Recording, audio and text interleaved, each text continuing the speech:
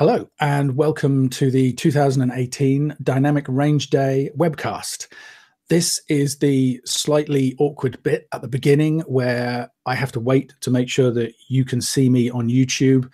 And so while we do that, I'm going to ask anybody who's watching this, please share the webcast on Facebook, on Twitter, whatever social networks you have.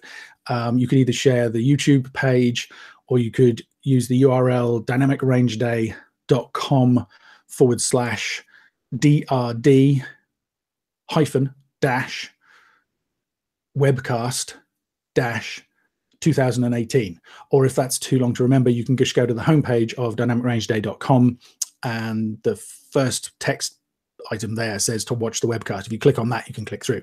If you could share that URL on Twitter, wherever you think people might be interested to see what's going on, that would be really cool. And if you can also maybe type some comments on the YouTube page.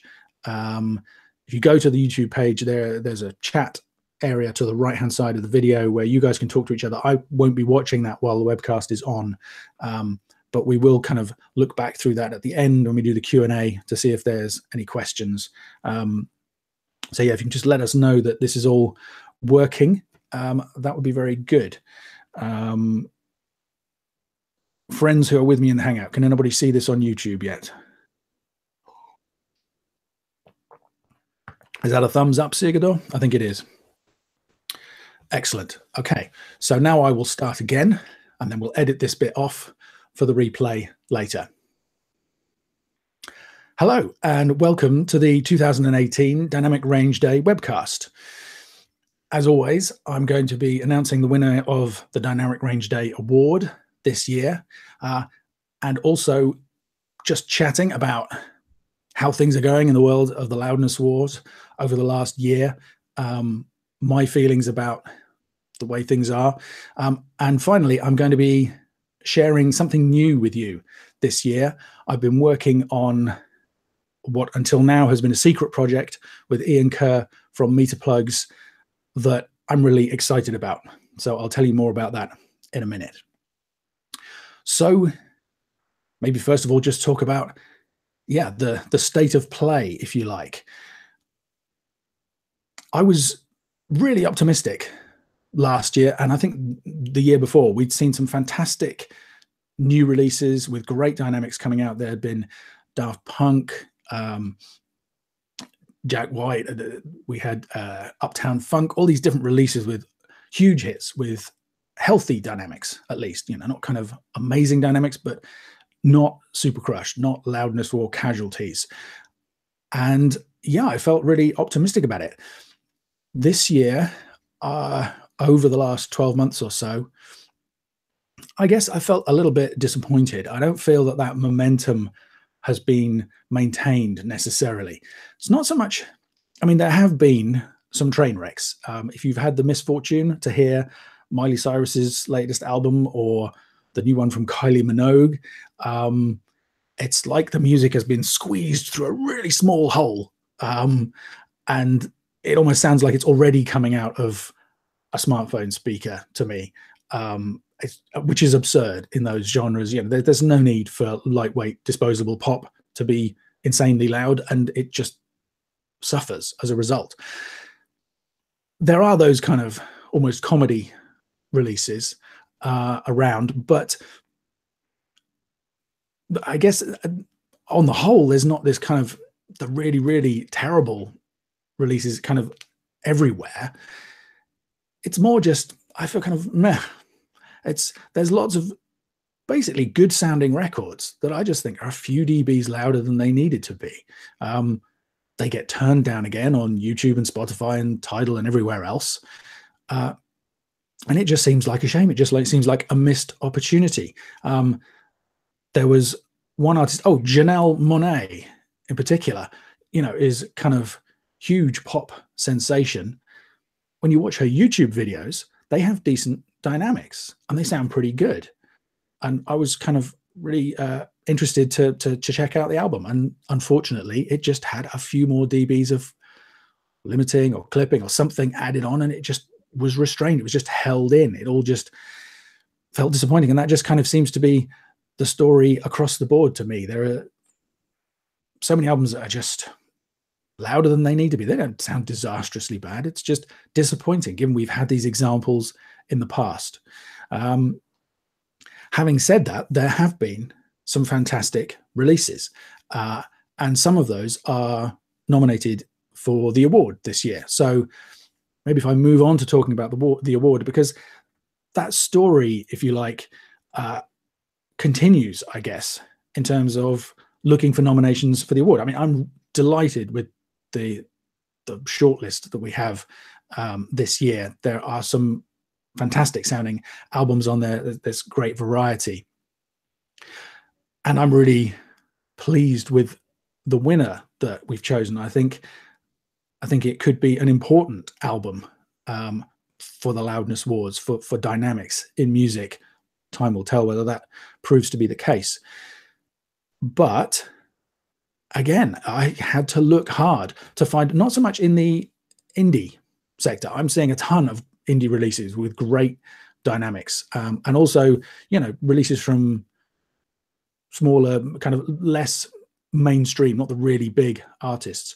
But I didn't find for ages the kind of the Bruno Mars or the Daft Punk or the Jack White or whoever this year, because the idea of the award is not to say that the winner is the best sounding or the best album musically. The idea of the award, the goal, my aim with it, is to prove that ridiculous loudness isn't a requirement in order to sell copies or to be popular. That's the myth that still exists, especially in the boardrooms of the music industry. The gatekeepers, the people who are deciding whether these acts get signed or booked to this tour or whatever, they still believe that loudness is somehow important or matters. All the evidence is against it. We know the research is there. It's you guys watching this, this stuff. What I'm looking for is stuff that we can put in the spotlight and say, look, there's an example of music that has been hugely successful, even though it hasn't been a victim of the loudness war. And that's the theme of the nominations. It's this mixed feeling of, it's a shame that we haven't had more kind of really big mainstream albums coming through as we did in previous years. But on the other hand, the list we have here is fantastic, and it's been a pleasure finding these albums. Some of these things are stuff that I've known about since forever, and have listened to music that I listen to for pleasure myself, like field music, for example. Other artists were new to me. Abby Wade, I hadn't come across, and actually, if I can be a little bit smug for a minute, so Abby Wade was suggested on Facebook, and I said, "Oh, this," I took a listen. I hadn't come across it before, and this sounds fantastic. Who mastered this? And Katie Tavini popped up. If you guys listen to the Mastering Show podcast, you'll know that Katie was my guest a few weeks ago, maybe a month or so ago, and she is, I think she's inspirational, to be honest. She's a self-taught mastering engineer. She's kind of up-and-coming engineer, and she claims, anyway, that she got a lot of her early information and support from reading my website. So I'm kind of feeling quite smug that I can take credit for this this fantastic sounding album, and I helped Katie get to the point where she was able to master it and achieve that result. The Lucy Rose album, I knew about Lucy already. That was mastered by Neil Pickles, who fantastic mastering engineer. I know Neil a bit. We talk online.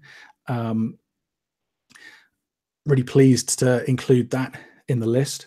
But then we have other examples. I mean, one kind of big mainstream album in the list is, of course, Songs of Experience by U2. And I'm particularly pleased to see that because, U2 are a bit of a polarizing band. Personally, I'm a fan, especially of the older stuff.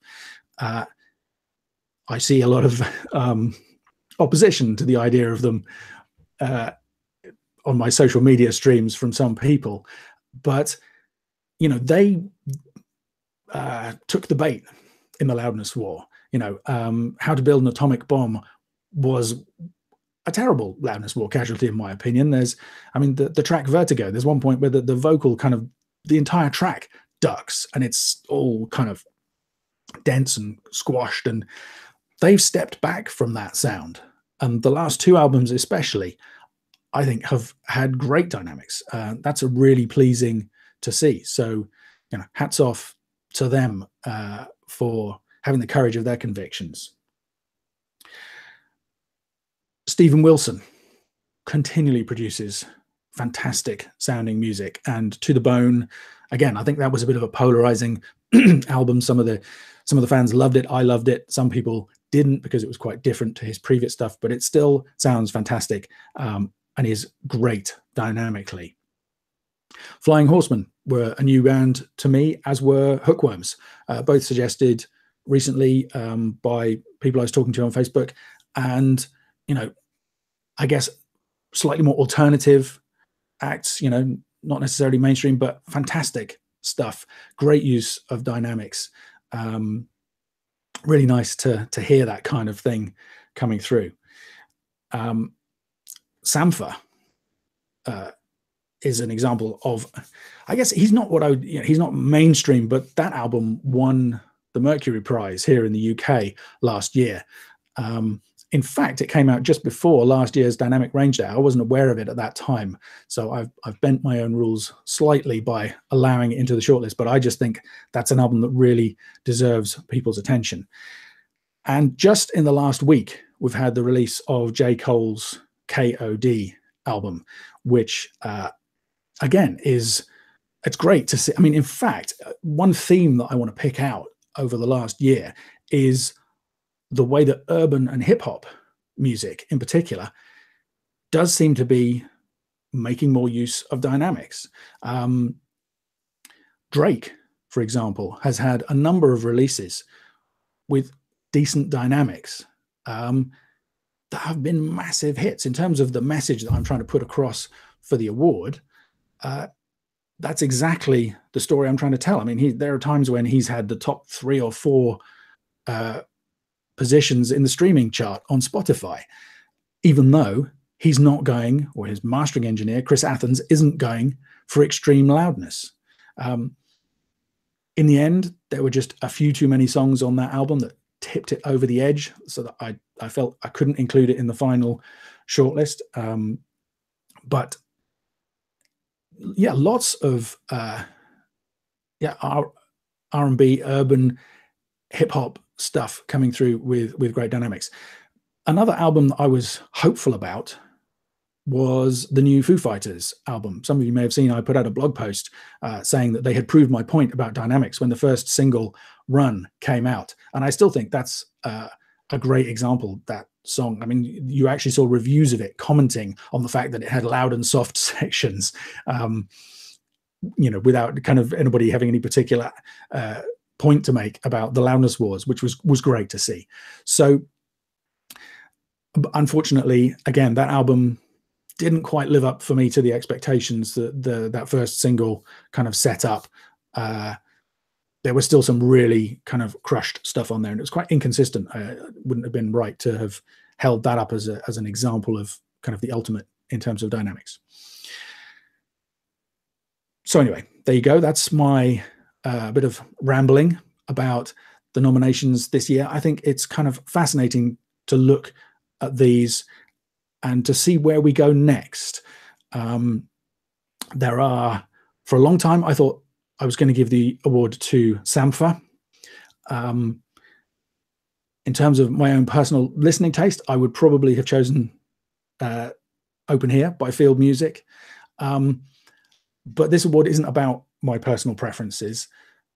This award is about showing an example, something that we can hold up to people, like the Daft Punk album, like Uptown Funk, those kind of examples of saying, look, this stuff is incredibly successful and it has great dynamics, and hope that people start to pay attention to that message. And for that reason, the Dynamic Range Day award this year goes to KOD by J. Cole. It's already predicted to hit the #1 spot on the Billboard Top 100 this Sunday. I think it's the most streamed album in its first week ever. And this actually follows on from an album that J. Cole released a couple of years ago, which was also named on the Dynamic Range Day site. I forget whether it was an honorable mention or whether it was actually shortlisted. But that album as well, I mean, that had no promotion, that album, and it became one of the biggest selling albums of the year. It was #1. It was one of the most streamed albums. So this is exactly what I'm talking about and what, the message of Dynamic Range Day. Here's an artist who is immensely successful. He's not compromising in terms of the music, in terms of the sound that he's going for. It's hard hitting, it's aggressive, but it's not crushed in the way that we see so often with other examples, especially in the past. And yeah, people love it because at the end of the day, listeners don't care about loudness. They want great sounding music. They want great music. They'll put up with it not sounding great, but if it sounds fantastic, even better. So yeah, I'm delighted to award the award this year to KOD. And I've been chatting to Glenn, who mastered the album, and I'm hoping perhaps I'll be able to get him as a guest on the podcast in the near future to maybe talk through some of the thinking behind the process behind mastering that album. He has quite an unusual approach to mastering, which I think people will be very interested in. So there you go. I hope you approve of my choice. I would have been happy to give the awards to any of the nominees, any of the final 9 or 10, whatever it was this year. But I do hope that this album helps raise awareness in the same way that Daft Punk did a couple of years ago. We'll see what happens next. So I'm just going to pause for a second. If you weren't here at the beginning of the webcast, it would be great if you could take a minute to share this with people to help spread the word about the event. Maybe post a link on Facebook, Twitter, just tell people they might like to come along and take a look at what's happening. The replay will be available afterwards. But yeah, the more people we can get watching live, the better. And now I'll do a Q&A as usual at the end of the webcast. So you guys are welcome to ask any questions you might have about the nominees for the award or anything else really to do with the topic of loudness and dynamics and Dynamic Range Day. But now I'm excited to be able to show you the thing that I've been talking about. One of the criticisms, one of the comments about Dynamic Range Day in the past has been, well, raising awareness is all very well, but it doesn't actually do anything. And I agree with that. The question is, what can we do? What should we do?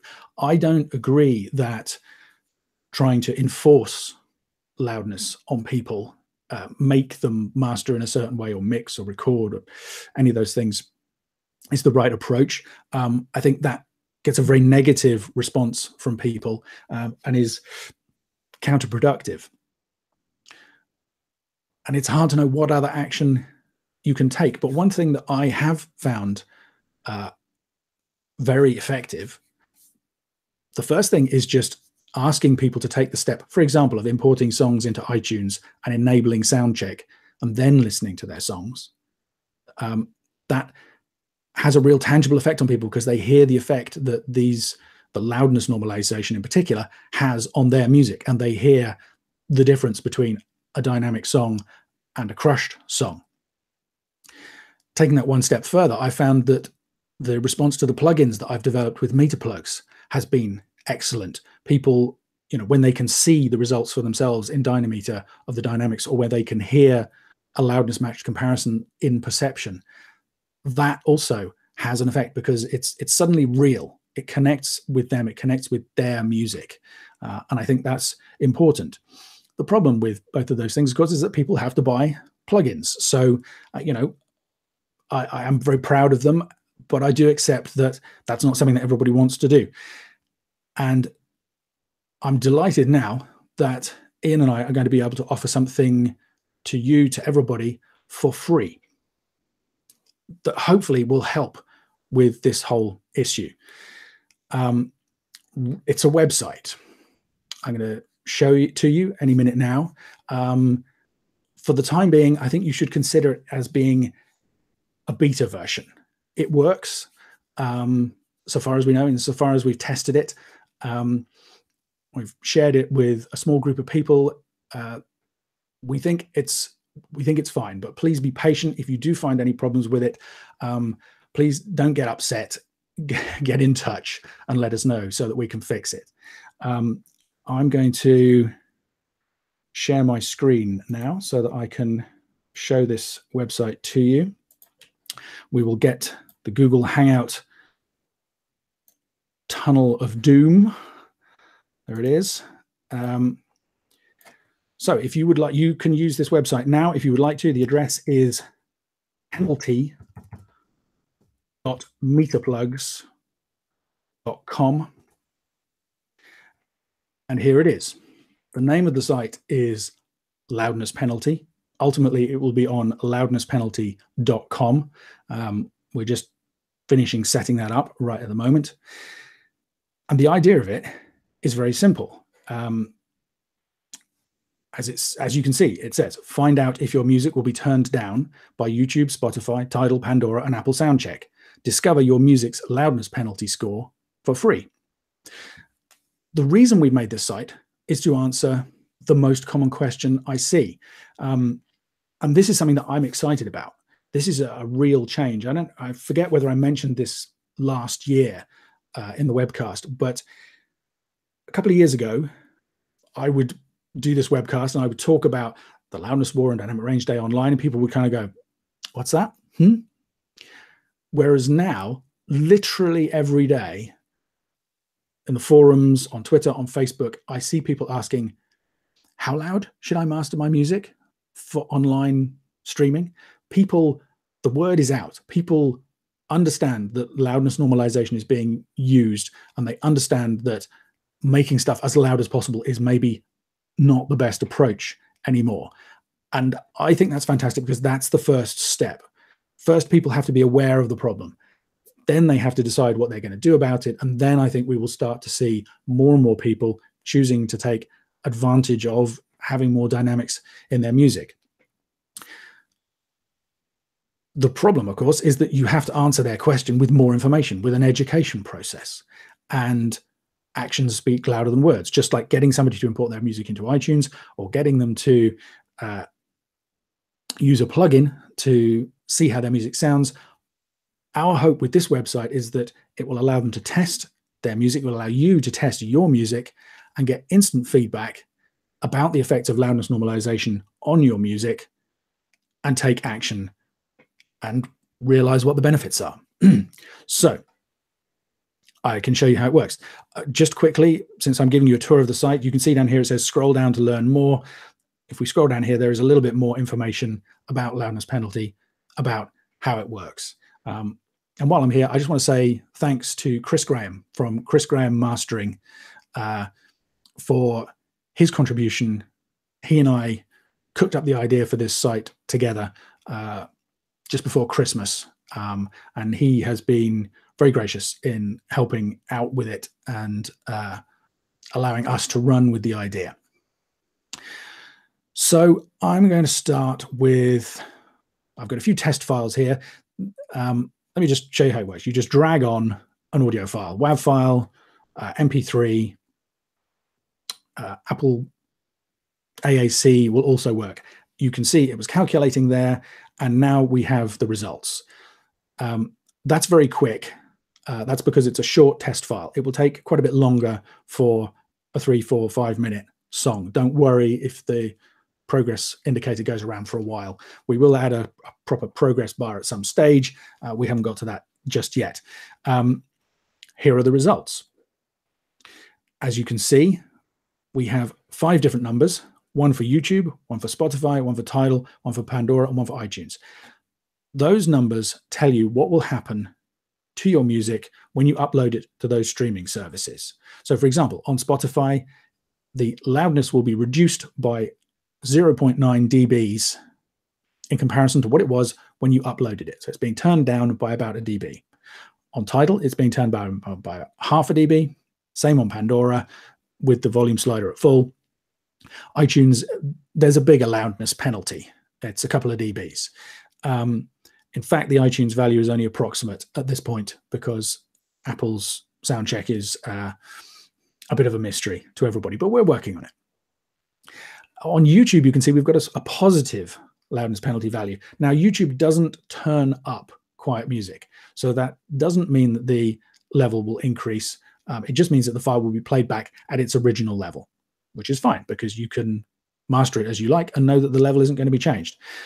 If I click here to analyze another file and we choose the loud example instead, this is, I think, a couple of dBs louder than the medium example.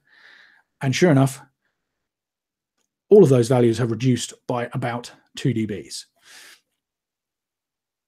That's how it works. That's the loudness penalty. If you make your music 2 dBs louder before uploading it to YouTube, Spotify, Tidal, wherever, and it exceeds their target loudness level, they will turn it down because the number one source of complaints from users is being blasted by unexpected changes in loudness, and they want to improve the user experience. So they're measuring the loudness and they're adjusting the levels. And this answers the question that people always ask: how loud does my music need to be? How loud will it be if I upload it to these services? These are the answers available for free to anybody who wants to use the site. Hopefully, if you make music, you can see how useful that's going to be. And hopefully other people will too, and the idea will spread. We want this to have a positive impact. We hope that people will realize, well, if I turn my music up by another 3 or 4 dBs, there's no benefit because it will just get turned down. I should talk a little bit more about that. Just because these files are being turned down doesn't necessarily mean they're going to sound a lot quieter than anything else. The goal of the streaming services is to make everything sound consistent. So even though there's a bigger change, for example, on iTunes than on the other services, everything is treated in the same way on iTunes. So it doesn't matter as such. It's just a wasted opportunity. I mean, I've labeled that file there loud. If I go for one here, extremely loud, this is kind of, it's Kylie loud, perhaps. In fact, it's not. I think Kylie was turned down by 6 dBs on YouTube, whereas this example file is only being turned down by 5 dBs. 6.7 dBs on Spotify, and in iTunes, approximately 8 dBs of level reduction. That's 8 dBs of peak headroom that's going unused. And from my point of view, if things are going to be turned down anyway online, why not take control of that process? Why put all that time and effort into making stuff ridiculously loud to begin with? Why not take the opportunity? You can back the level down, come away from the limiter, away from the clipping. You can use that extra peak headroom you've got to get more clarity, more depth, more space into the sound, to reduce the distortion, to reduce the pumping. All of these things that we're talking about all the time as part of Dynamic Range Day. You can put your email address in here and have the results sent to you with some more information. You can also tick the box here and we will send a series of 5 information emails to you going into the topic of loudness penalty in a lot more detail, because there's lots of subtleties. Exactly why are the values different for each streaming service? What happens when you have a positive loudness penalty score? What some of these services turn files up, some of them don't. Which is which? Some of them use track normalization, some of them use album normalization, lots of details, lots of things that if you want to get into this topic, you can use to get even better results recording, mixing, and mastering your music, which is the goal. And like I say, we feel this will be really useful. We hope people will share it because it's useful, and we hope that as a consequence of using it and gaining some benefit and discovering the advantage of backing down the levels a little bit and giving the music more room to breathe, it will have a positive influence in the fight against the loudness war, which I know everybody watching this is going to be behind. So there you go. I hope you like that idea. I would love to hear your feedback. Maybe that's the first thing we could talk about in the Q&As, just to see whether people have any questions, whether I've explained this clearly. We literally finalized some of the details of this yesterday, so I'm not intensely well prepared for this demonstration or this webcast. So yeah, if there are any ways in which I need to be more clear or explain things more, let me know and I'll see what I can do. Just to finish showing you the site, there is also more information here about loudness penalty without even having to tick the box to get the emails. Nowhere near as much information as you will get if you go through the emails, but hopefully that will be helpful for people as well. So there you go. I think I will unshare my screen. Stop screen sharing. There we go. And perhaps I will, well, first of all, friends with me in the webcast, did you see any questions? Have you seen any reactions yet? Or should we head over and look at the comments on the YouTube page? I'm going to put my glasses on. I can see people reading scripts. Ian, yes. Yeah, there have been a few questions. There's a lot going on over there, so I'm trying to answer stuff as it goes. Okay, well, the other thing I can do is I will share the link now in the comments on YouTube. If anybody watching would like to actually join me in the Hangout and ask your question face to face, that's one of the fun things that modern technology allows us to do. To do that, I'm going to have to get the YouTube page up. Just bear with me. That's the end of the presentation part of the webcast this year. I hope you guys have enjoyed Dynamic Range Day. We had a lot of fun. We had some fantastic memes submitted. If you haven't been following the activity on Twitter or on Facebook, I do recommend you take a look there. There's one featuring Ben Kenobi in particular that I really liked, and there's a great one with Yoda. Obviously a Star Wars theme getting going there. Excuse me. Thank you for your support as always. Please keep sharing the information. Share this webcast for people who might have missed this. They'll be able to watch the replay on YouTube soon. And please do have a play with the loudness penalty website. That's penalty.meterplugs.com for the time being. Let us know what you think. This is something that I guess this is a kind of a soft launch. If you're watching this webcast, you're probably the ideal person to check out loudness penalty and give us some feedback before we start spreading the word far and wide, and hopefully getting lots more people using the site. So yeah, I'll paste in this link here into the chat on YouTube. And I can immediately see a question from Justin saying, why do I think it is that each service has different levels? It's an interesting question. I was part of an AES work group that came up with recommendations for streaming loudness. And in fact, all of the services, apart from iTunes, are currently a couple of dBs louder than the maximum we recommended. We suggested levels between -20 LUFS and -16 LUFS. The having said that, Tidal uses a slightly different version of normalization. They use album normalization all the time. So they will measure a group of songs, find the loudest, and then turn all of the songs on that album down by a similar amount. So given that there's some variation in loudness, typically on albums, overall their level comes out more around the -16 level, which is closer to what the AES recommendation is. So I guess that's a kind of, they're close to that recommendation as well. They're all pretty close, though. I mean, this is tricky because the streaming services don't use loudness units. So they all use different methods, and that's one of the values of the loudness penalty site, is that you can figure out what YouTube are doing to your music by right-clicking on the video and choosing the stats for nerds option. In fact, I made a playlist. If you go to my YouTube channel and look for the playlist Loudness Penalty in Action, you'll see a few example songs there. And you can do exactly that. You can right-click on the video, choose stats for nerds, and you will see there is a number there for content loudness. Content loudness is the opposite to loudness penalty. So loudness penalty tells you how much something is going to be turned down, or potentially how much it might be turned up.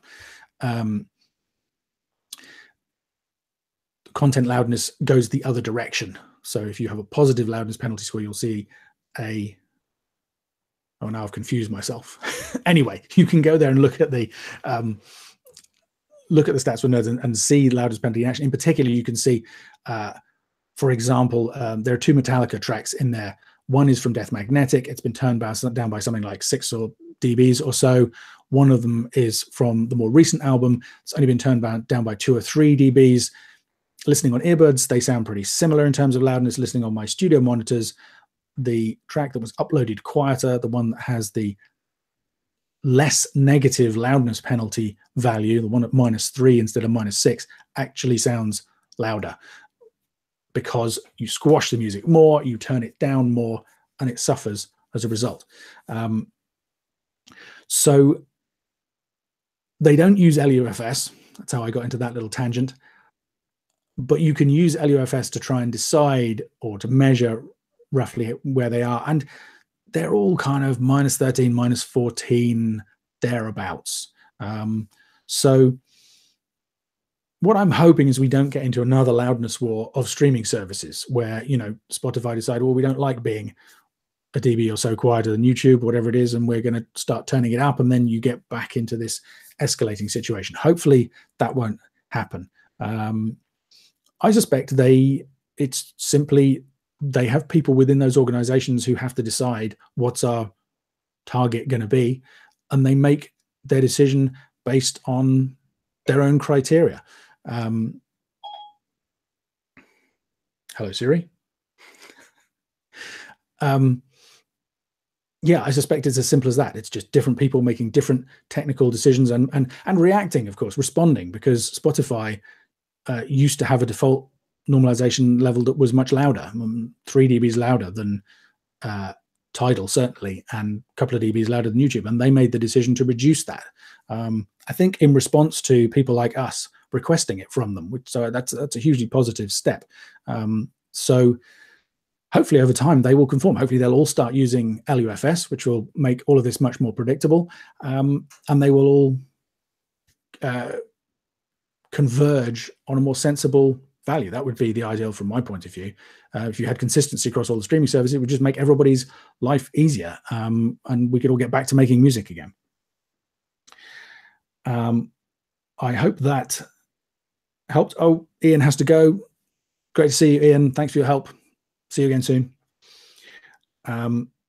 Let's look back through some of these comments. If any of you guys in on the call, oh, hang on, we have a guest. We have 2 guests. We have Terry and Nelson. I don't know who's joined in first, guys. I'm sorry. So I will unmute Terry first.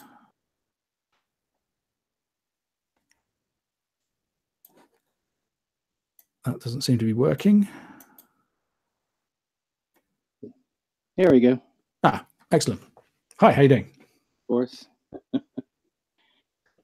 Well, Leah, I just dropped in here by complete accident because I had no idea you were going to be opening this up to people asking questions. This is great. I just finished your newest course, and so super psyched to see you kind of segueing all of this into the dynamic range day, of course. Mm-hmm. But and this new tool looks very, very valuable. But in basic mastering using the techniques that you teach, you're always going to be in the ballpark. And now, mind you, I don't do heavy drum type stuff.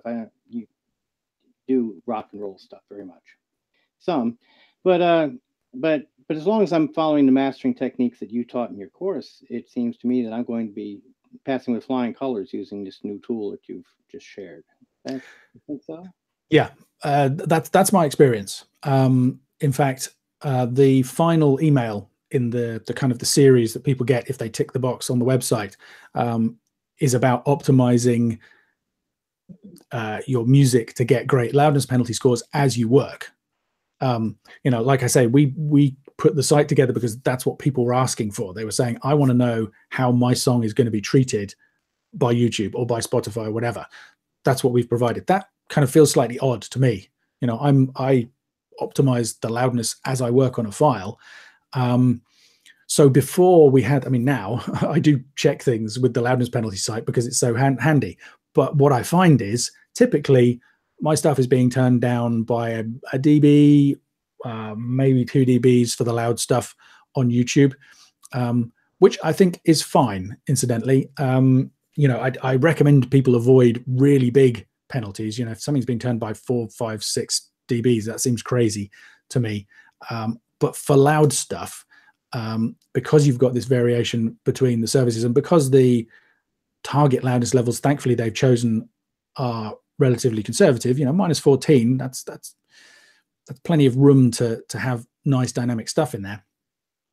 But yeah, I use dynameter and VU meters as I teach on the mastering courses, and as I demonstrate on the YouTube channel, and the stuff that I do comes up with readings I'm completely happy with on the loudness penalty site. And yeah, that's something that is kind of, you'll already know about it because you've done the courses that I offer, but there's kind of a little bit of information about that at the end of that email course as well for people who are new to the whole thing and are using loudness penalty to begin with. If anybody's interested in this topic, there is a blog post that goes into my recommended strategies for deciding loudness, which is productionadvice.co.uk/how-loud. So if anybody is watching this and curious as to what I would recommend, that's a good place to start. Well, I've got a quick segue though from this. I do a lot of live streams of live playing of music into YouTube, and I always capture the output that's going to the stream, and I doubly capture it so I have a backup recording in case my stem recorder didn't, messed up. And well, I'm just wondering if dropping that file into this tester of yours is going to tell me whether we've been sending information too hot for the stream services, and again, that might have a different standard from the regular uploads. Don't know though. That's an interesting question. I haven't tested the live streams. I don't see that it's possible for YouTube, for example, to normalize something as it happens. They would have to, the level would kind of leap up and down. That's not impossible, but I don't think they do that. So my guess would be that whatever you supply is going to be fine for live streaming, although getting it into the sweet spot is always going to be beneficial. Then afterwards, for replays, that music will then be normalized, just like everything else. So yes, dropping your recorded file into the loudness penalty site, if it's a long stream, that's going to take a while to calculate. Oh, there's an important detail I didn't tell people about loudness penalty, which is that everything happens in the browser. Nothing is uploaded, nothing is saved, nothing is stored. So it's completely anonymous. It's completely secure. Nobody is, you don't have to worry about the copyright on the music or any of that kind of stuff. That's also good because you don't have to wait for the files to upload. But obviously there's some processing time when you use real files on it. So my advice would be to choose a short segment of a song, drop that in and see how that measures. Section of the piece, yeah, and see how it measures. Yeah, that'd be interesting to see if they're messing the output up in the playbacks. So far, I've been totally nothing but impressed by the quality of the streams and the playback. So anyway, but then again, I'm pretty conservative. They taught me with the Google when they had the Hangouts on air, and they probably still have that, the streaming, the voice versus studio modes. Yep, they do. The audio. I think they still have that. Yes, they do. And with the studio, you have to be at -12 maximum, or it totally screws up. Right. That's right. It's on air. I don't think too many people are trying to stream that way anymore. No, sure. Okay, thanks for your question, Terry. I'm going to mute you now and see who else. Nelson, you were there. Let me see if I can unmute you, turn you up. But I won't turn you up as far as Terry because he was distorting a little bit, which is a shame on a podcast about this. Are you unmuted at your end? I'm still seeing a muted symbol on your. Should be unmuted now. You get coming through? Yep. Cool. I was just expecting me to fly on the wall, so this is kind of cool to hang out with you guys. I guess as far as question goes, recently I've been following, and I haven't been with a lot of my mixes and stuff when I send. I do mostly mix and expect me to fly on the wall, so this is kind of cool to hang out with you guys. I guess as far as question goes, recently I've been following, and I haven't been with a lot of my mixes and stuff. Somebody has got YouTube playing back at the same time. Johnny. Johnny, that might be you. Can you mute yourself? That's cool. Okay. All right, there we go. Okay, sorry, carry on, Nelson. I do mostly mixing, so in terms of, I'm never really doing final masters, but with sending my stuff, I haven't really been paying as much attention. I'm just kind of curious what your thoughts on this. I've never tried to slam stuff or anything like that, but I'm never really looking too much to see if my loudness is kind of getting out of hand. And occasionally I know like my mix, they never get sent to a final mastering engineer. Do you kind of feel like this is like a dangerous thing? Because a lot of times I'm just kind of going to like, oh, this is what sounds good to me. And I'm never really kind of looking and seeing, like, do you think that's good in today's practice to just kind of like, I like the way this sounds. If it gets turned down, like I'm okay with it. I'm just curious what your thoughts are on that. There isn't really a downside to this stuff if you're not concerned about final loudness. If we're talking about online, I mean, if people push their music much too hard, obviously there's a downside to that because it can get over limited, squashed, distorted, all that kind of stuff. But then when you're talking about normalization, that's, you know, if somebody wants to do that for artistic reasons and then their music gets turned down, that's fine. The other thing that can happen is that if you're so Tidal and YouTube currently don't turn quieter songs up. So if you say, for the sake of argument, if you think about YouTube, their level is about -13. If you submit something that's averaging -16, you're 3 dBs below, in which case you would get a +3 dB loudness penalty reading, which basically tells you you could make your music 3 dBs louder if you wanted to without it being turned down. The flip side to that is, in comparison to the loudness stuff that's there, your music overall will be maybe 3 dBs quieter overall. Now, that might be fine, depending. I mean, if you think about, you know, acoustic guitar ballad versus a rock song, 80% of people, based on a survey that my friend Elko Grimm did, agree that the acoustic guitar shouldn't be as loud as the full-on rock song. So, and if your song has a quiet guitar intro and then a loud end section, the overall value might be a bit lower, but the loud section at the end might still sound absolutely in proportion to the other loud stuff that's on YouTube or wherever you're sending it. So that could be fine. But if you had a full tilt rock song and it was 2 or 3 dBs lower than everything else, it wouldn't necessarily sound as loud as everything else. And you might feel that's a problem. I mean, I'm saying this, I noticed the other day when I was looking at some of the songs that I was talking about for the award on YouTube, there's a J. Cole song, ironically enough, that was uploaded. In fact, there are a few things on you, plenty of things on YouTube that were uploaded at broadcast levels. And broadcast requires a loudness level of -23, which is about 10 dBs lower than YouTube. And YouTube's not turning these things up. Those videos still have a huge number of views, you know, more evidence that listeners really don't care. And it's generally accepted that 3 dBs is about the threshold where people do start to notice and comment in terms of a difference in loudness. So your music has to be quite a lot quieter than everything else for it to be a problem. And actually, it has to be quite a lot louder to start damaging, if you like, the sound, and people to notice that when it gets turned down as well. So I think it's good to pay attention to it. You know, I think it's good to be aware of these issues and to kind of, you've uploaded some music or you've released your CD or whatever it is. You know, I don't think all music has to be mastered, but I think for people to kind of think about, is this achieving what I want, is kind of healthy and valuable. And then if there's a problem, you can start to take steps to address it one way or another. But at the same time, if actually being really loud is not something that concerns you too much, then you probably don't need to lose too much sleep over it. Does that answer your question? I think so. I guess to kind of paraphrase, how often are you kind of like trying to achieve a certain level, you know, or do you just tend to just go with your intuition of like, this is really what sounds good, and then you just kind of check at the meters and say like, oh, cool, or are you usually like looking at like, I want to try to get this to this level, or what's kind of your process with that? So my mastering process, the first thing I do when I'm mastering a song is bring the level up so it's in the right ballpark.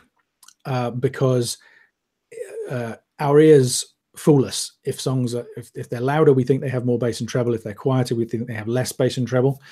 So there's no point in making EQ decisions with something that's really quiet and then turning it up, because your opinion about what those EQ decisions should be will change when you lift the level up. So stage one is to lift it up. And quite often I will keep an eye on a meter when I'm doing that. I still like to use VU meters, the old style needle meters. I have them calibrated to -11, and I just bring it up so that they're hovering around 0. But I also do that by ear. I mean, the number of, when I've tested myself against a modern loudness meter, an LUFS meter, usually my opinion about how loud something should be and the meter's opinion of how loud it should be are within half a dB of each other. So how often do I think about it? I kind of think about it constantly. But it's not. I don't aim for a target loudness, and that's that blog post that I mentioned, productiondevice.co.uk/how-loud. I only really have a loudness level in mind for the loudest sections. So when I master, I have a fixed volume level, so I always know how loud stuff is going to sound, and I kind of turn things up until, like you say, it feels right to me, and then I check back on the meters. And if it's looking too hot, then I might take steps. I might, you know, I think, okay, maybe I need to take a rest, come back to it because my ears are getting tired, or maybe actually the EQ is not quite right. That can usually, when your ears don't agree with what the meter is telling you, it's because something is not quite right in terms of the EQ. But it's such a fundamental part of mastering. You know, in terms of mastering, it's basically get the loudness right, get the EQ right, think about dynamic processing, those three things, and you just go around, and everything else is just icing on the cake. So it's at least a third, maybe it's kind of the most fundamental change you can make, is to decide how loud should something be. So I do think about it a lot, but you know, I can master stuff. In fact, I can't remember who it was who said this. There was, because there's been some resistance to the idea of using loudness meters in broadcast. You know, broadcast, you have these standards that you're required to conform to. Otherwise, the stuff will be rejected and it won't go out on air. And engineers are resistant to that. They're kind of like, well, I want to use my ears. So the the guys who developed the loudness unit standard did some experiments where they would calibrate the monitoring level in the studio, calibrate the loudness meters, and then they covered them. And they said, okay, now mix with your ears. So the engineers did what they would normally do, and then they uncovered the meters and showed what the measurements were, and they were bang on the target. So it's kind of a chicken and an egg. You know, if things are working right, if you've got your monitoring level right, and you've got some good reference tracks, the well-balanced EQ and all the rest of it, the meters will agree with your ears. You know, maybe not exactly, but very, very closely. Does that help? Yeah. I was just kind of curious on your take on that. So thank you. No, my pleasure. Who else do we have? Johnny, are you able to unmute yourself? Good evening, my friend. Good evening to you too. How are you? I'm very well, thank you. How are you? I'm very good. A very happy Dynamic Range Day to you. Thank you very much. I very much appreciate all of your hard work that you put into organizing this event every year, and raising awareness for this, for me personally, very crucial issue. I talk about this quite a lot, and I talk about you and your website quite a bit as well. You know, always wanting to get awareness out to other mix engineers that I know and that I work with here in Edinburgh and around and about this day and kind of what you do. So a big congratulations and well done to you. Fantastic. My pleasure. Did you have a question? No, not really. That's all I wanted to say. Excellent. Oh, that's good. I like unconditional praise. That's all good. No, I mean, I'm aware of I see posts from you. I know that you're a supporter. So, I mean, thank you for, you know, your support of the cause and for helping spread the word. You know, I mean, I think, as I said, I do think actions speak louder than words, and the more stuff, the more tools that we can put into people's hands, and the more practical kind of things we can do to help people kind of connect with all these things that we're talking about, the better. But raising awareness is also important. You know, I mean, the big change I saw this year was people know about online loudness, what the streaming services are doing. And, you know, hopefully I helped contribute to that, and other people like you are as well. So I think we all need to, you know, just try and do our bit. And, you know, you do risk kind of people dozing off occasionally when you're talking to them, but you know, I think that's a price worth paying, because I agree with you. I think this stuff is important. It's every so often I'll hear something that's really loud and really well mastered, and I kind of think, oh, do I really need to be, you know, do we still need Dynamic Range Day? And then I hear something where it's just not quite as good as it could be, or actually is kind of disastrous, and you think, yeah, no, it is. It's still important. It's, you know, because it's just such a shame when it goes wrong. One of the records that really highlighted this issue for me was Donald Fagen's last solo record, the Sunken Condos record. I haven't heard that. Which, you know, when I measured it using your metering, I was really surprised at the very low number, and you know, just how loud it is, and yet it sounds wonderful. You know, the actual, you know, the audio quality is, you know, really, really high, is what you'd expect from Donald Fagen, you know, that kind of signature sound of his, and yet it's really, really, you know, quite heavily compressed. You can hear it, and yet, you know, the balance of everything is really, really good. So I kind of wonder where you would stand on something that just sounds really, really good, and yet, you know, is really quite heavily slammed. It's really hard to know, because we never know how it would sound if it weren't. True. You know, I mean, just to kind of can't kind of pull an example out of the air, but I know from my own work, there's some music that is just really hard to get loud and achieve a satisfying result. It's just a constant battle. And there's other stuff where actually especially with more sparse arrangements, you know, a kind of a metal band or a full-on EDM track or whatever is a real challenge, because the frequency spectrum is full. There's no space to work with. if you've got something that's more open and has less going on, it can be easier to make it loud, ironically. But after a while, it's weird. I just find myself wanting to turn stuff down. The exact opposite is true of, I kind of told this story about the James Blake album, The Color in Anything, which won the Dynamic Range Day Award 2 years ago. I was listening to that and the last Radiohead album. They both came out, or I became aware of them at a similar time. And actually, I mean, that's okay. There's a decent example, right? Because the Radiohead album was mastered by Bob Ludwig. It's a great sounding album, apart from being too loud. But if something's too loud, you can just turn it down. But what I found was I would have this stuff on in the background as I was working. So I'd be answering emails or working on the website or whatever. And Radiohead would be playing, and I would just turn it down and down and down to the point where it was just this kind of murmur in the background.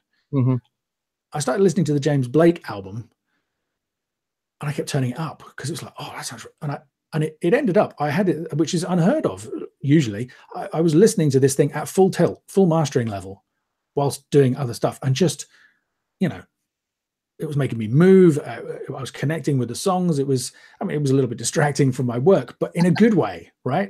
And you know, that's not to say that the Radiohead album particularly sounded bad. It just wasn't as good, you know. And I just wonder what those mixes would have sounded like before they asked Bob to push the level that hard. The same with, I mean, Beck is another artist. Bob does the mastering for Beck. The albums, most of them sound gorgeous. They're just that bit too loud. And yeah, you just think what might have been. So yeah, it's absolutely that not every album that's loud is going to be terrible. True. You know, I do just think it's probably a case of missed opportunities, because, you know, when I do find one of the albums on the shortlist this year, when you start to listen to them, you do hear you just that's just that little extra something. It's just, you know, just works better. So yeah. No, yeah, I'm totally with you on the Radiohead record for sure, definitely. Yeah, I think it's such a shame because they're a band that are all about the Sonics. You know, and and you go back to well, okay, I mean they've always been pretty loud, but the Bends and OK Computer are more dynamic than the current stuff. And you just think about that guitar that chops in Creep. It's so much louder than everything else, and it just kind of stuns you, you know, in a good way, in the way that it's meant to. And you can't do that if everything's squashed down. So, okay, well, thank you for the positive feedback. You're very welcome. Anytime you're in Edinburgh, let me know, and we'll hook up for a beer. Definitely, I'll do that. Okay, who else? Michael or Michelle? Sorry, I don't know how to pronounce your name. I'm going to unmute you. Are you there? Did you have a question?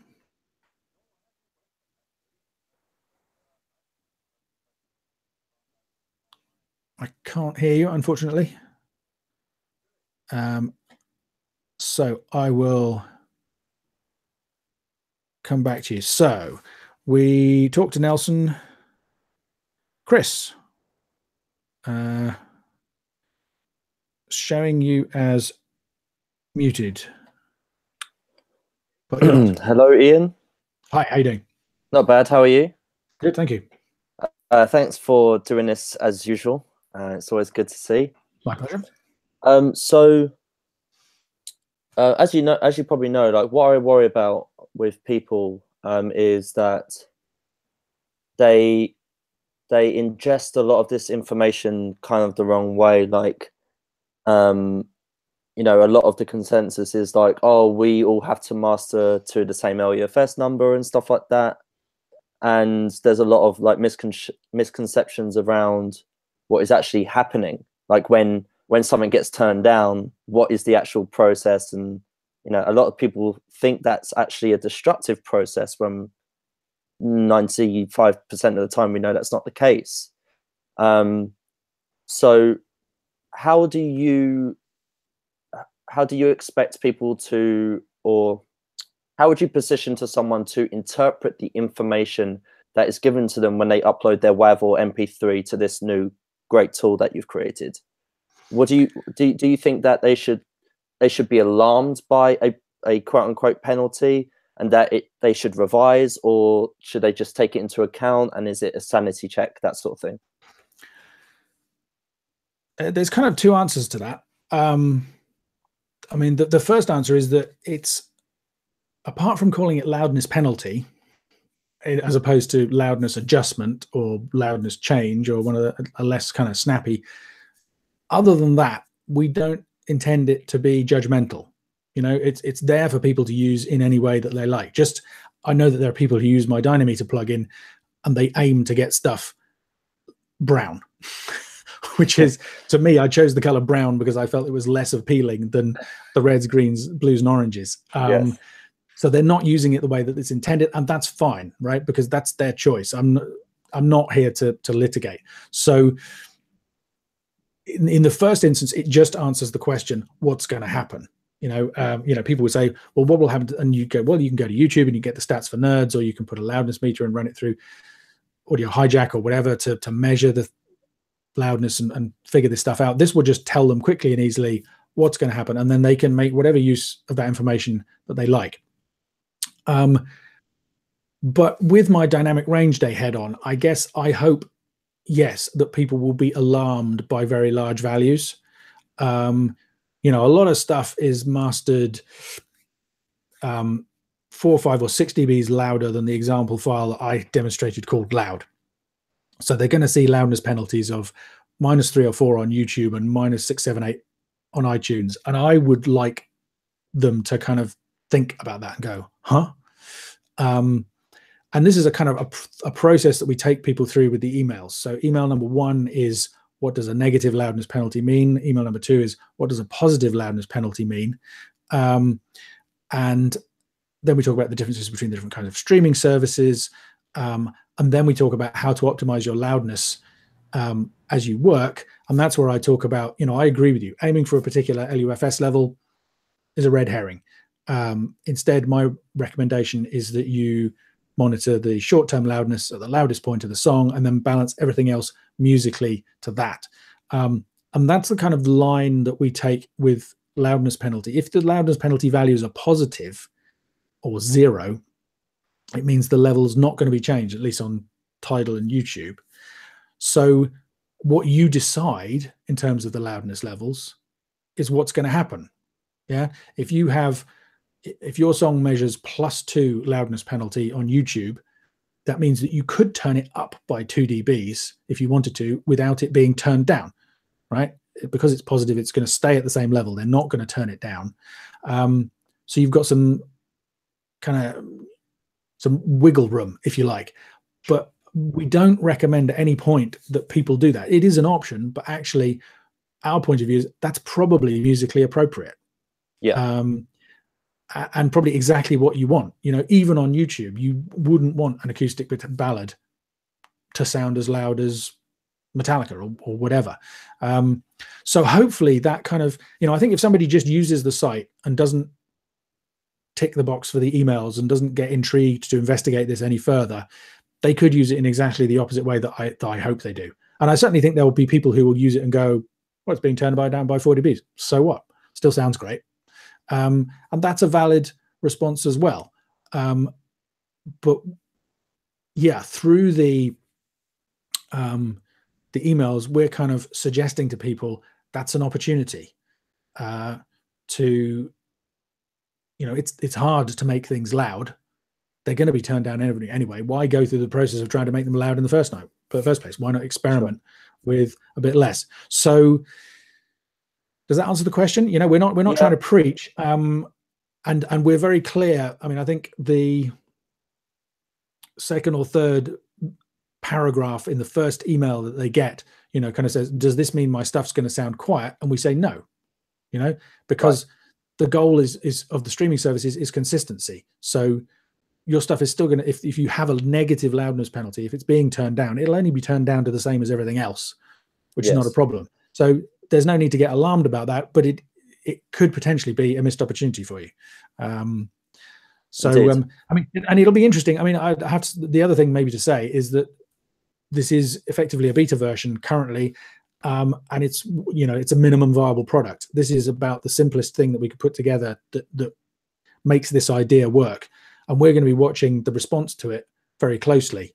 You know, I'm genuinely fascinated to find out what people might, how they might react to it and how they might use it.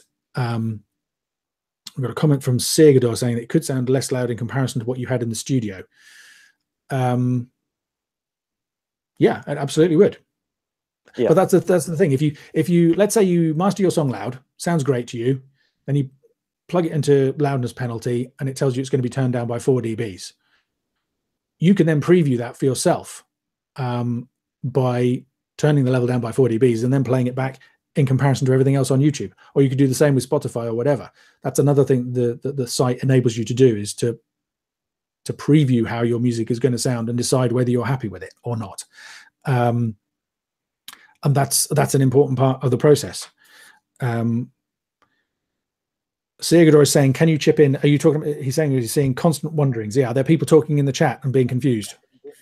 Yeah, there were some suggestions about, and this is something I think we all have seen, you know, for a few months, if not years now, that people think they have to match the loudness of the streaming services, you know. And somebody mentioned something similar, and I think you have already kind of addressed it in a bit, but I think it would be worth clarifying, you know, why that isn't necessary, if you agree. Well, I do agree. I mean, what's the right way to say it? I mean, the point is the streaming service will adjust the loudness for you. Yeah. So, in terms of turning loud stuff down, anyway, some of the streaming services turn them up. So Spotify, iTunes, and Pandora turn quiet stuff up as well as turning loud stuff down. So on those services, you don't even, providing you're kind of in the right region, if your music is too quiet, when it gets turned up, it might clip or it might hit the limiter. Spotify is the only service that has a limiter. It's another thing we go into in the emails. So again, loudness penalty is going to give you the warning that might happen, so you can decide what you want to do. iTunes and Pandora try to avoid clipping, and you know, so that's one scenario. If your music is being turned down, the streaming service, okay, so let's say you master your music at -10, you plug it into the loudness penalty site, and it tells you that it's going to be turned down by 3 dBs on YouTube or thereabouts. You don't then have to do that yourself, because the streaming service will do it for you. Mm-hmm. Purely an information process. It's just, you can just make use of that information. That tells you, okay, I could upload this 2 or 3 dBs quieter if I wanted to, and it would still sound just as loud. But again, you don't have to. Is that answering the question? Yeah, I mean, you're preaching to the choir. Yeah, I mean, I think this site, what you just launched, is a great kind of reality check, maybe for people just to, you know, get some check what's going to happen. And I think it could be a really great also learning tool. I mean, what happens if, okay, I just mastered a loud, it's a loud master, it's turned down. What happens if I back it off a bit, you know, and then loudness match them and see how it sounds different? I mean, which is something you've been doing with, of course, your plugins for a while now. But I mean, yeah, well, I mean, and that's a great point. I mean, that's another thing. That's another hope we have for this. It's just that it will get people curious, right? I mean, some people are already curious.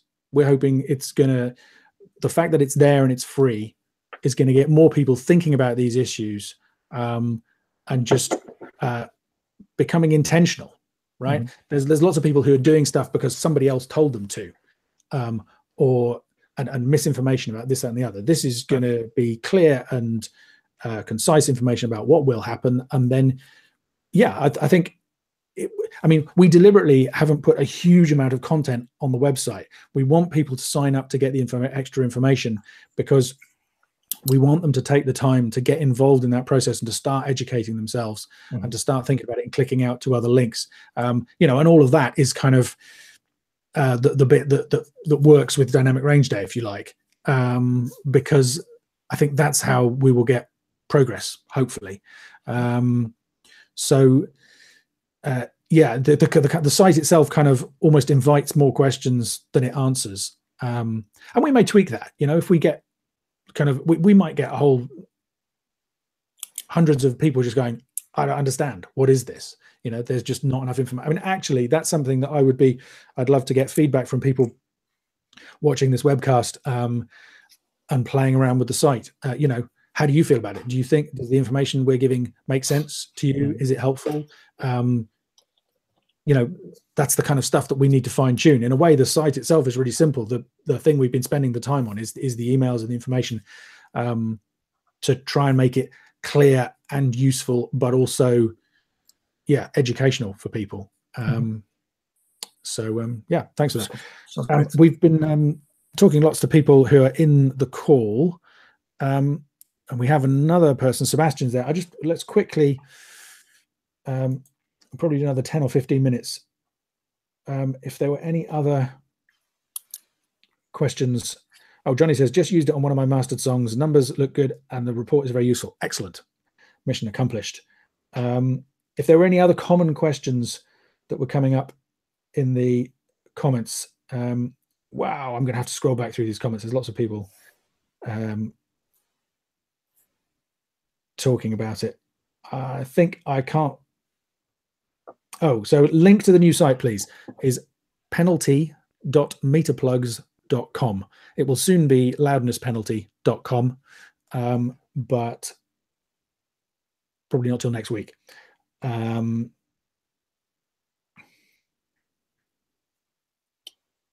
there saying, Ian says, I mastered -10 LUFS to get the best of both worlds, loud enough to impress the A&R, but not crushed to death. Loud -10 integrated. I mean, it depends on the amount of dynamic variation and thing. That's right at the limit for me, for an album. For a loud song, that's probably about right. Just see if we had any other questions. I think I can't possibly read all of those. So we will go to Sebastian. If you had a question. Yes. Can you hear me, Ian? Mm-hmm. Well, first, thank you for all the inspiration I got from you till now. Last 2 years will be like crazy for me. So I did all your courses and I really developed. So thank you very, very much for this. Oh, my pleasure. That's great to hear. I have two questions. First one is, you just mentioned like one of the greatest mastering engineers, like Bob Ludwig. I was just thinking, making pretty loud master. I was just thinking, what would be the reason for people like these having like this hundreds of thousands of dollars studios comparing to, for example, my studio, which is a low budget studio. What's the reason that they would do it if I can hear in my low budget studio that, you know, the mix like this is like crashing permanently? I think basically because they're asked to, you know, I mean, at the end of the day, the music doesn't belong to us; it belongs to the artists, and it's their prerogative to do whatever they like with it. Particularly if it's, you know, somebody of the caliber of Radiohead or Beck or whoever, for example. You know, I think engineers like Bob would do their best to educate people. I think, in fact, what Bob will do is do several sample masters of different degrees of loudness, which he will offer to the client, and then they choose the one that they like. And I'm sure as part of that, he explains about loudness normalization and all the rest of it. But then when they say, okay, I would like this, please, he then does it, because he's providing a service. And yeah, it's his job to, it's that kind of, the customer is always right. I have a different, and I have to say that's very common amongst professional mastering engineers. I think most mastering engineers would agree with that point of view. I agree with that point of view, but I have a slightly different response, which is that if the first thing I do is to ask somebody how loud they would like it and get a reference track, and if I feel that it's louder than I want to take it, that would be right for the music, I respectfully, I just say, listen, this isn't the kind of, I'm not going to enjoy this process. This isn't what I love to do. I've tried making stuff really loud in the past, and I just end up going around in circles. So I just think there'll be other people who get you a better result, who do enjoy that aspect of things more. So I would suggest you work with them instead. So I lose a few clients that way. Not as many as lots of people think, but I'm probably, because I'm out there talking about this stuff all the time, I think more people who come to me are on the same page as far as loudness goes in the first place. Somebody, especially big names like Bob, I mean, his clients tend to be record companies, not artists. So that's a difficult position to be in. If you have a client who might bring you tens or hundreds of projects a year, to start picking and choosing and turning their work away, that's a very difficult relationship to have. So I think, I actually would say hats off to Bob personally, because he manages to achieve those goals of the clients with, the least possible damage, if you like, damage to the audio. I'd find that personally, really frustrating to be in the position of having to do stuff to the music that I thought wasn't right for it. And it's a kind of it's a kind of strange paradox, if you like, in that somebody brings their work to you as a mastering engineer and say, well, what do you think about that? What's your suggestion? And you say, I think you should do this. And then they go, okay, that sounds great, but can we have it 3 dBs louder? And for me, at that point, I kind of go, well, yeah, you could, but I just gave you my opinion. You're paying me for my opinion. Why are you now telling me that you disagree with my opinion? But, right. I mean, at the end of the day, it's their music. And there are still situations, clubs are a tricky situation where DJs apparently are not level matching and will reject stuff if it's not quite. And I think boardrooms of record companies, that's a very real thing, where the people who are making the decisions about whether music is right or not are not compensating in any way for the differences in loudness. They believe the myths that it needs to be loud in order to sell. It needs to be loud in order to be for people to like it. Those things that I kind of pushed back against at the beginning of this webcast. And when the person who's deciding your future success has that opinion, there's only there's only a certain amount of discussion we can have with a client before the client gets angry. And the same thing applies with an artist trying to get somebody to work with them, releasing their music or whatever that relationship might be. So I think, and this is why we're in this mess. I wrote a blog post years ago talking about the kind of the 7 stages in between. You have somebody, you have the inspiration, then you have the writing, then you have the arranging, then you have the recording, then you have the mixing, then you have the mastering, and then you have the distribution, right? If there's 7 different people, a different person working on every stage in that chain, there are 7 places where somebody might go, but it's not loud enough. And as soon as they sow that seed of doubt, that can, the good intentions of everybody else in the process can be undermined by that. So it's, especially if somebody's had a negative experience in some way where something didn't sell and they were told, oh, it was because it wasn't loud enough. Those, we humans were programmed to pay attention to those negative experiences. I think it's, it's a really, it's completely understandable that we're in this situation, I guess is what I'm saying. it's a great shame, and I hope we can work our way out of it. But it's not actually that surprising. Anyway, sorry, that was a very long answer. What was your other question? Yeah, well, thank you very much. Yeah, that says that says a lot. But the second question I have is about Dynameter, which I love. I really love this plugin because it really taught me how to hear things that were much overcompressed, but also not compressed enough. Mm-hmm. And that seemed to be something I struggled a lot in the past. But as I would use it for mastering, but also for certain groups of instruments while mixing, mm-hmm. I was just thinking lately, did you ever consider to develop another part of Dynameter with the ballparks for each section of instruments?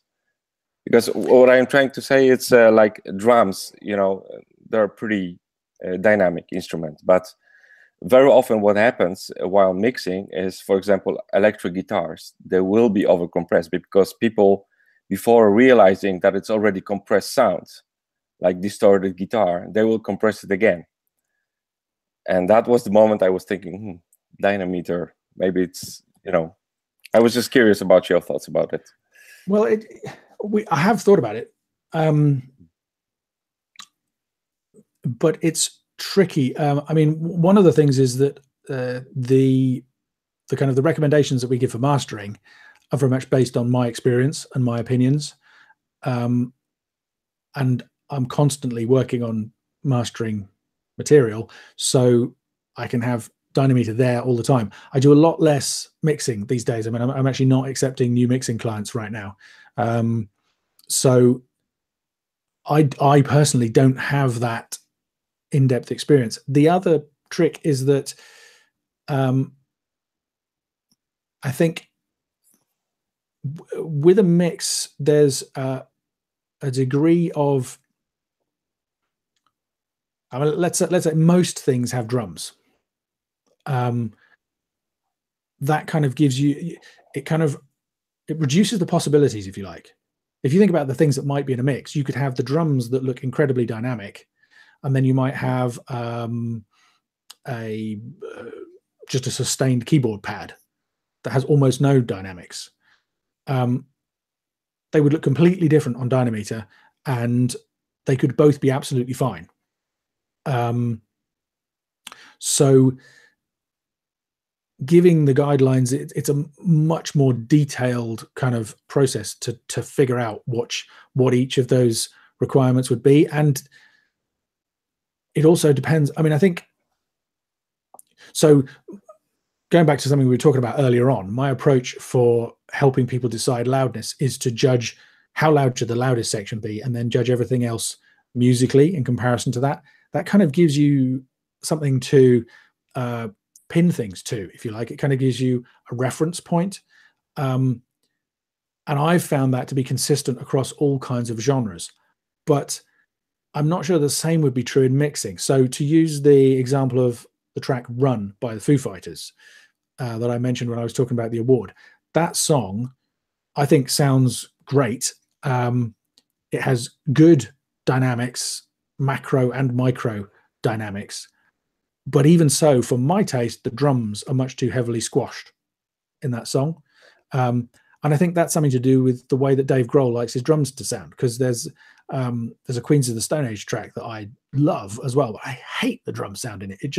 There's no impact in them at all. They just kind of sound completely flat and powerless to me, and constrained and held in. I want the drums to kind of explode with the stuff that I do. And they couldn't have changed that in the mastering. I'm sure it was a mixed decision of that song. So in terms of me offering guidelines to people using Dynameter, I guess you would have to kind of be in the situation of, well, if you want Dave Grohl style drums, you might want them to measure like this.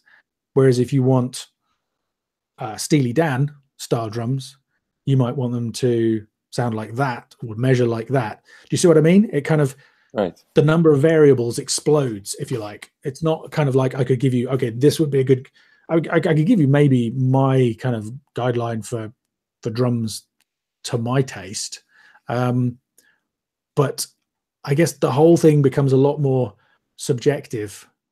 It's not to say we won't do it. I think, but my kind of instinct about how would we do it, we would have to gather a huge amount of information. So I think we would have to get people to kind of start analyzing mixes and somehow cross-reference the way that they sound. Because again, I mean, it's interesting, I was saying about loudness penalty, that actually the site is it's a simple idea. We had clear goals when we wanted to implement it. The time all comes from how do you present it? How does it interact with people? How much information do you give them? When do you give it to them? All that kind of stuff.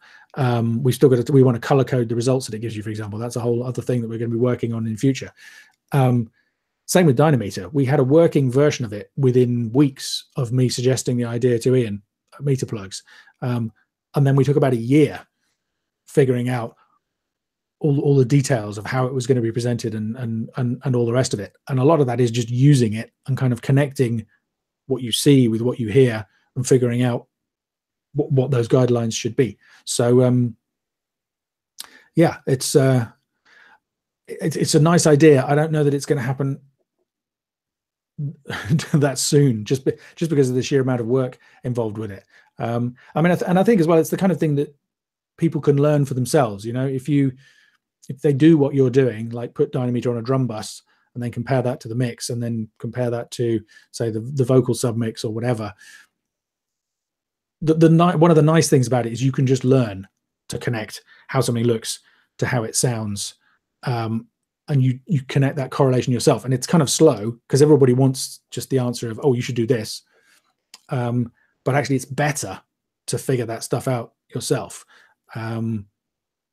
because you might decide that you like your drums to measure a certain way, and Dave Grohl might have a completely different opinion, for example. Right. Right.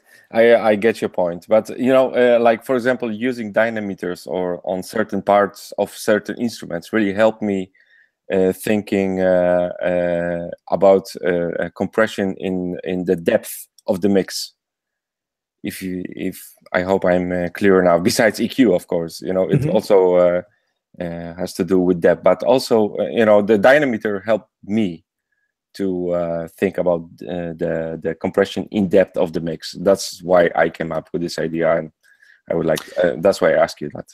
Yeah, no. And as I say, I think it's great to hear that, because it was developed as a mastering tool, but I was thinking all the while, I bet people could use. We say in the promo video, you could use it as part of the mix.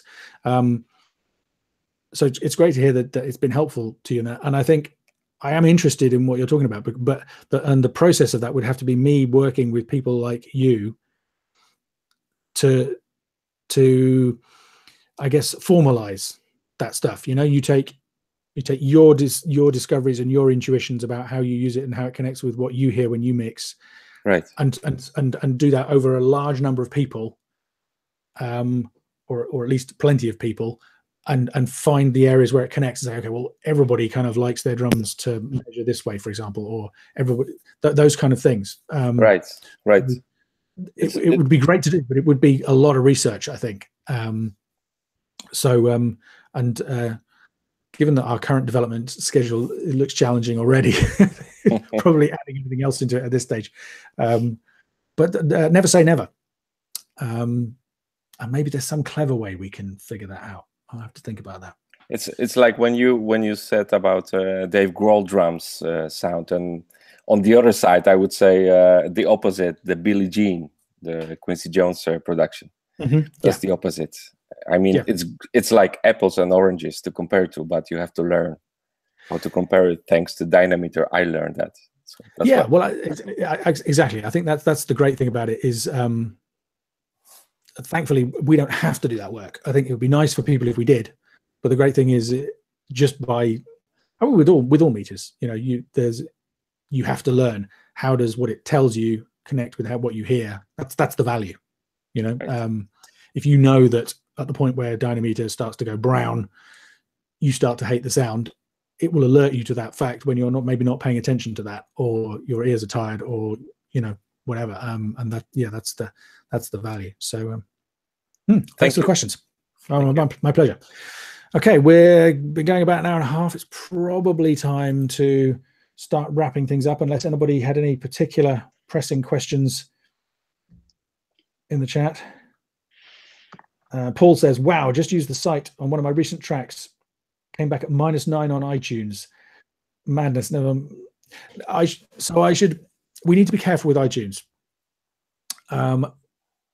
Sound check is actually very unpredictable.